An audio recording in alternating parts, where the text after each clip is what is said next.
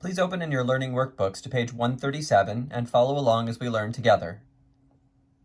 Compose functions. The next operation on functions we present is called the composition of functions. Informally, this involves a substitution process in which the output from one function becomes the input to another function. You can think of this like putting both functions side by side.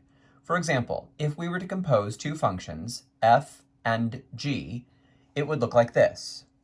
Here is function g, here is function f.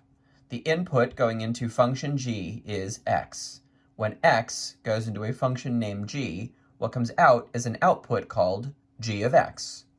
Then that same g of x becomes the input to a new function f, and what comes out is the output f of g of x. Notice that the output is f of g of x. This means that the instructions from a machine named f were applied to the input g of x. When we turn these two side-by-side functions into one, we must give it a new name. The symbol for composing two functions is an open dot, and the order of the names is inspired by the output shown above in red. Hence, our composite function is named f composed with g. Here's the diagram.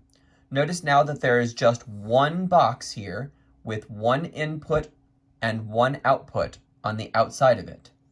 There are things going on inside that theoretically we cannot see because they are inside the box. So let's trace the journey of the input x as it makes it through this new function. First of all, whenever a function input goes into a function, what comes out is the name of that function followed by the input variable in parentheses.